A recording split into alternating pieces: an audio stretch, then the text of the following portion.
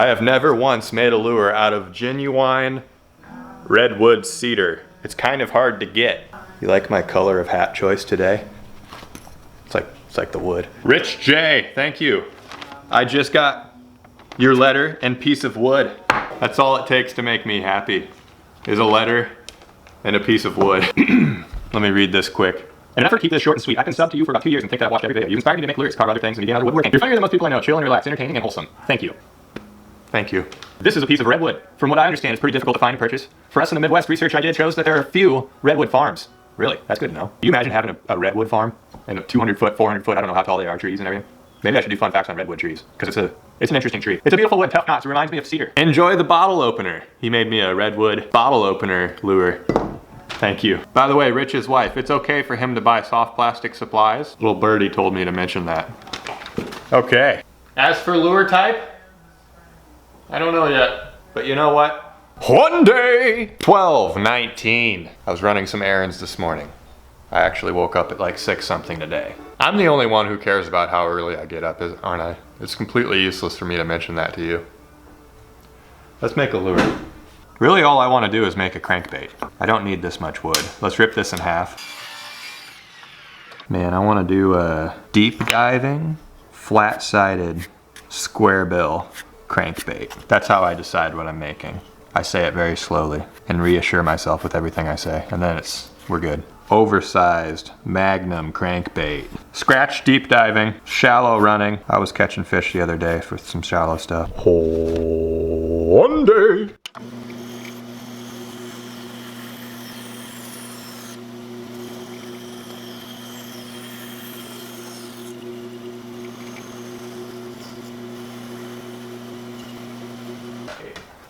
This one's an 1/8 inch lip slot. You gotta creep up on it, get it to where it just pops in like that and stays. Those are the best fits. Lips don't come out when you get that kind of fit going, you know? And there will probably still be fun facts, but it's gonna be over the painting section. So calm your horses, be patient, they're coming.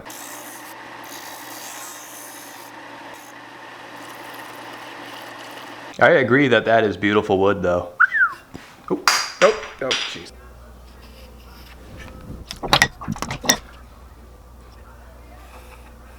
Let's cut the tapers. By the way, this bait's no longer flat-sided.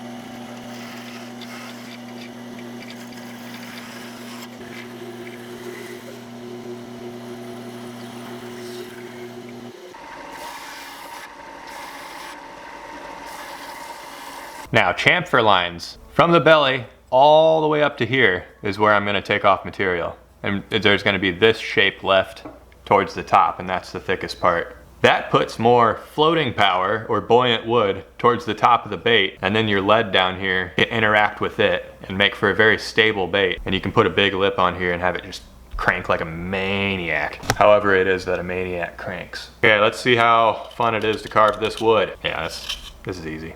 It's got that tough grain once in a while, but it smells good in here. Very good smelling wood. This is gonna be a cool shape, I think. I'm liking this.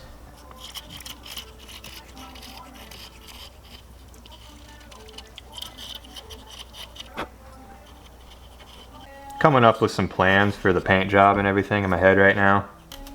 This bait is putting off the vibe. This is gonna look good. Rough carve.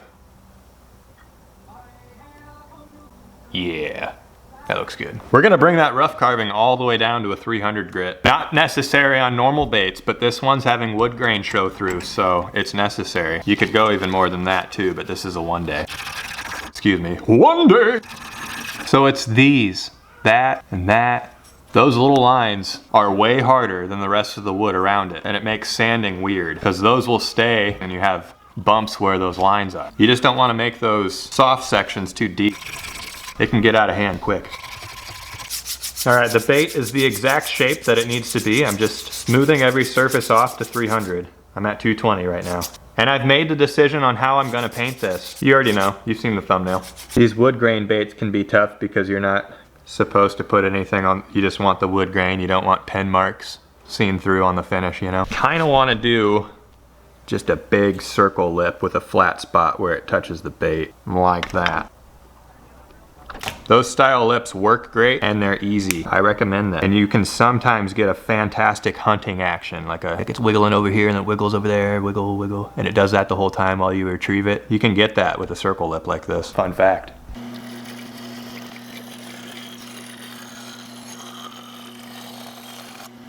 Always kind of hesitant to cut Lexan or any polycarbonate with a really, really nice wood blade like this. I don't know if it's gonna like throw off the set or harm it. I need a wood bandsaw and then a polycarbonate one too.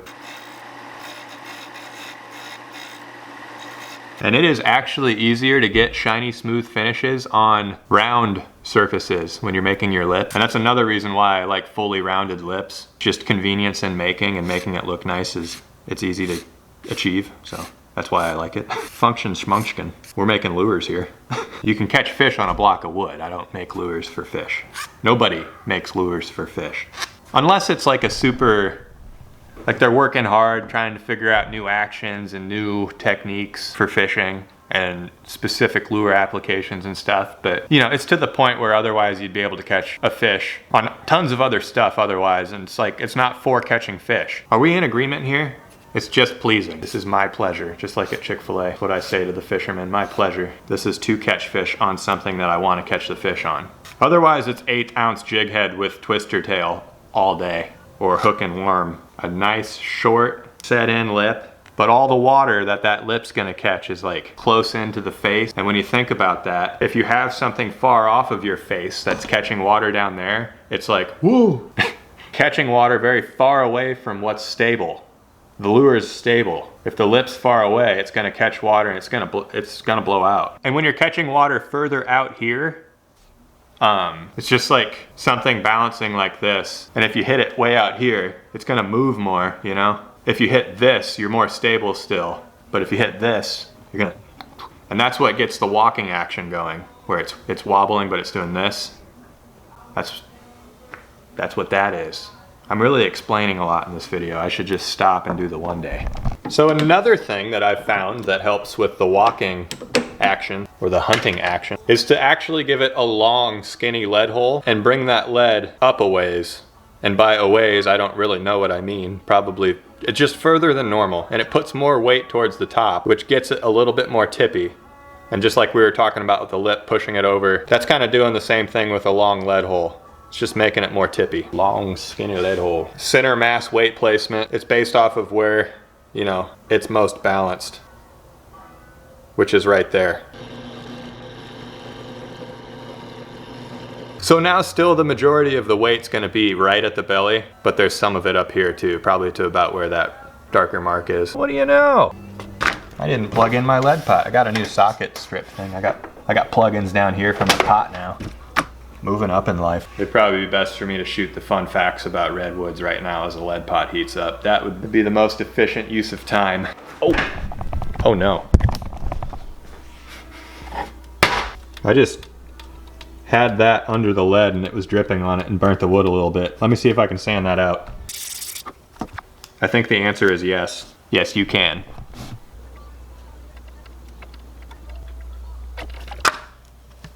Super glue, baking soda.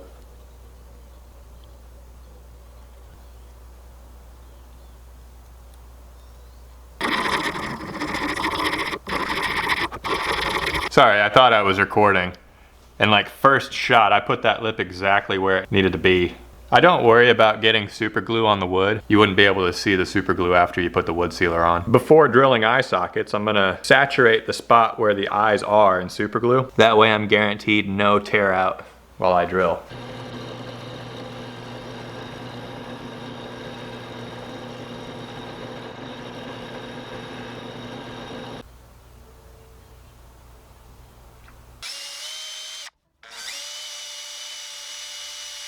Ooh, there's grain right there. Threw my bit to the side, dang it.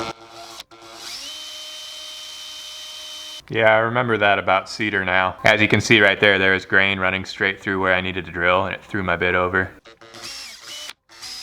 Front hook hanger is actually gonna go through the lip. I just drilled a hole through it, so let's get the hardware in.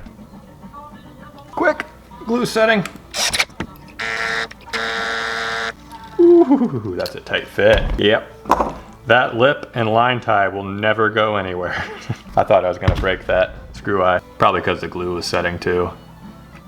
A little bit more sanding and then some sealing and we're ready for paint. Let me get this sanded to my liking. That might take a while. 216 right now. Feeling unbelievably solid about this bait though. It's gonna be a great working and great looking bait all in one day. It's very red. That's a crazy color. There will be no talking about what I'm doing while I'm painting. There will be fun facts. Here comes some fun facts. You guys are gonna be proud of me. This is not Wikipedia. This is nps.gov. When a person tries to describe an old growth redwoods, immense, ancient, stately, mysterious, powerful. This is one of them websites, huh? They're gonna be poets while they try to describe a redwood to me. Okay, fine. Yet the trees were not designed for easy assimilation into language. Does that frustrate you when people talk that way? Somebody sat down for a long time and just tried to think of not normal words to use to write an article. Their existence speaks for themselves, not in words, no, but rather a soft-toned voice of patience and endurance. This is weird. This is difficult for me to do. From a seed no bigger than a tomato. Oh, from a tomato. From a seed no bigger than one from a tomato. So, from a little seed, California's coast redwood, and then it says the Latin name, Sequoia sempervirens, may grow to a height of 367 feet, a width of 22 feet in diameter at its base. Is 22 feet taller than my house? And pretty much as tall as a football field is long. A little taller actually. 35-story skyscraper in your city. It said all that and it's like, okay, now you have an inkling of the tree's ability to arouse humanity. Like, that is what you thought of to say right there. Something about arousal. Why? Some visitors envision dinosaurs rumbling through the tree's forest. Okay, I'm gonna skip all this. Growth factors. They grow so tall because these trees can reach ages of over 2,000 years old. The norm is like 600, but they're able to grow to 2,000 years old and become enormous because of that. They have natural resistance to the elements, and there's things built in to their DNA that help them survive so long too. Diseases are like not a thing for these trees. I'm reading the ridiculous thing that's wrote and I'm saying it normally, so that's why I'm looking back and forward so much. So insect damage isn't a thing for these trees either because of oils and stuff in the wood itself. The high tannin content, they say. What is tannin content? So this chemical is also in coffee, tea, red wine, beer. So this tree is an addict, and that is why nothing wants to mess with it. Thick bark and foliage that rests high above the ground provides protection from all the hottest fires. It's fire resistant too. Apparently it has extremely high regenerative properties to the tree too. It can regenerate itself fast. Probably just aids it in general in growth too. Like that's why it grows fast too. It's just its genetic makeup allows for it to grow extremely fast. So there's a lot of rainfall around where these trees live, and it saps the nutrients out of the oil, the rain does, so it doesn't rely on a lot of nutrients from soil. It actually says that it relies on living and dead vital nutrients, so decomposing things that die around the tree and go into the soil. I'm sure like leaves falling and decomposing and all other natural biological nutrients in forests feed this tree, but apparently it likes it if an animal dies next to it and it really like uses that nutrients to grow more. And if another redwood falls and dies next to it, it likes that too. It'll use nutrients from it. They're cannibals. There's lots of huckleberries and blackberries, salmonberries, thimbleberries. There's lots of berries around these trees too, and those fruiting bushes drop their fruit and feed the tree as well. So there's just a lot of nutrients and environment going for this tree, and it's able to grow nice and tall because of it. Apparently fog plays a role in helping these trees grow so big as they do too, because the North Coast is like a dreary, gray, foggy place most of the time, and it comes in off the ocean, but it helps these trees out. It's a moistening system. 40% of these trees' water apparently comes in off the ocean. That fog hits trees and bushes and the tree itself, and it condensates, falls, drops, and it feeds the tree water. That's cool. That fog does 40% of its hydration. So the most frequent natural cause of death for the redwood tree is because of its roots. And we're talking about a fully matured tree.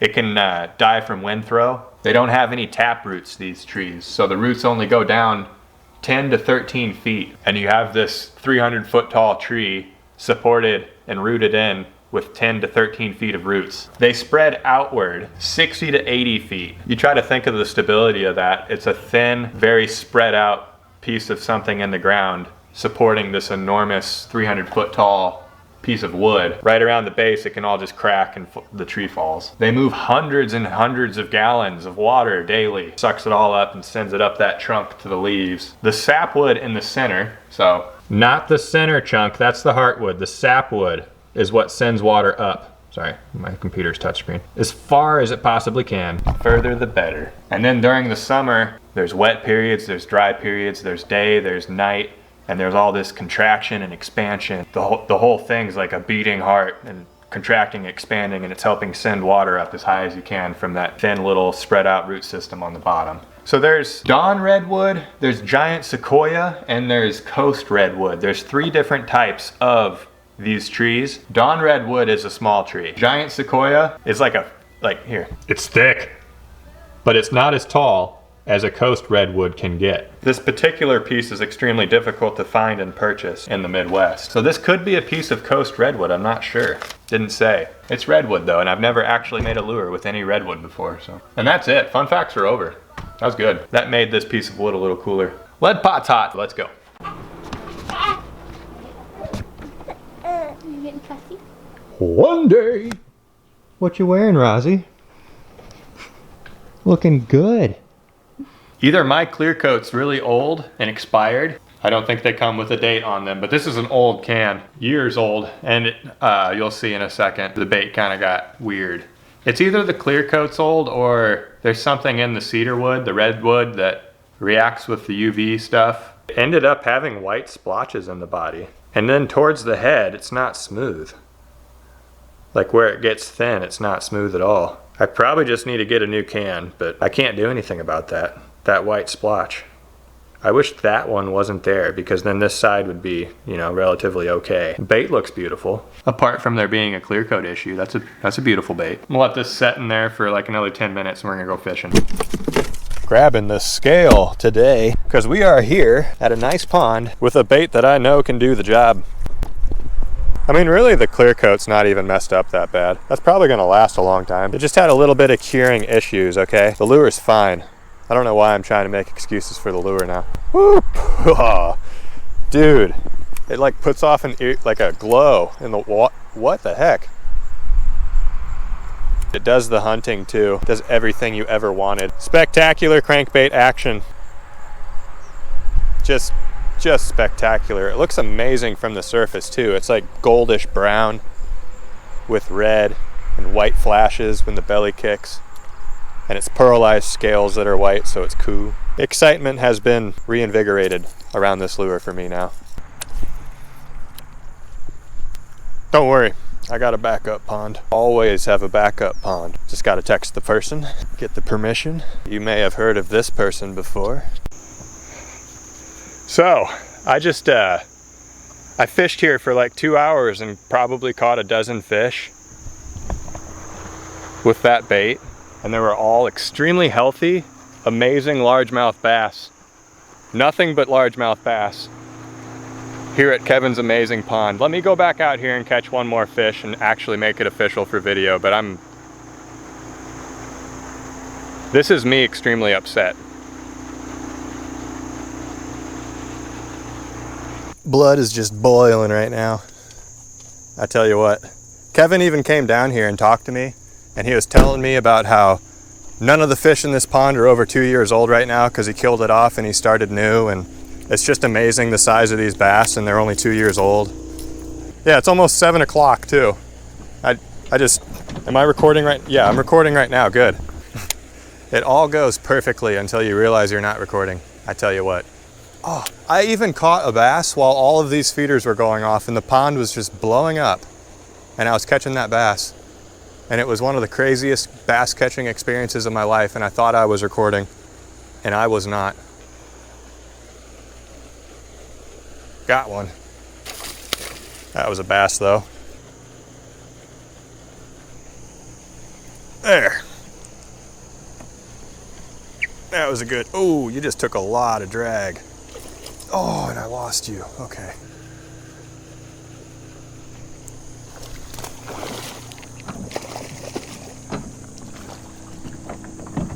Dude, they're so big for 2 years old. It's official, this time on camera. Bass, super, super healthy, chunky bass, like redwood, be free. One day actually complete, 6:48. All right, I caught so many already. I kind of just want to leave them alone. Such a healthy population of fish. I just keep catching largemouth. I'm not capable of catching anything else. So I just better go. And if you don't believe me, look at my thumb. Absolute ground beef thumb right there. Anyway, there will probably be more opportunities and those fish are only gonna get bigger. And bjpond.com. You want a healthy pond? You want somebody who knows what they're doing to help your pond? bjpond.com. There's products, there's fish feed, there's fish feeders, there's stuff you can buy off of that website that's gonna help your pond. You can contact Kevin and get work done to your pond. Kevin knows how to grow some extremely healthy fish quickly too. Go to bjpond.com, see all that they offer. The ponds that I fish that Kevin takes care of, they are immaculate. They're very nice ponds, so I highly recommend from what I've seen. bjpond.com. The lure actually worked flawlessly. It functioned exactly how I intended for it to. With its hunting action and its stable wobble. Just caught a ton of fish too. It's got teeth marks all over it. Looking good. It's gonna look good up on the wall. They always look better when there's teeth marks on them up on the wall. I'm telling you, it was a surreal experience. The whole pond went off. All the feeders went off and all the fish were just blowing up and I was catching this bass. And the bass was jumping too and it was just... And here I thought it was being filmed. That's kind of the way that one days go though. You know, I can't be too hard on myself. In rushing mode, you know, to do things and get stuff done. It's kind of how it goes, whatever. Video's over. I do hope that you enjoyed everything. On to the next bait. One day! That's all it takes to make me happy. Oh, jeez. Blood is just boiling. It can get out of hand quick. This is one of them websites, huh? Smells good in here, just like at Chick-fil-A. One day.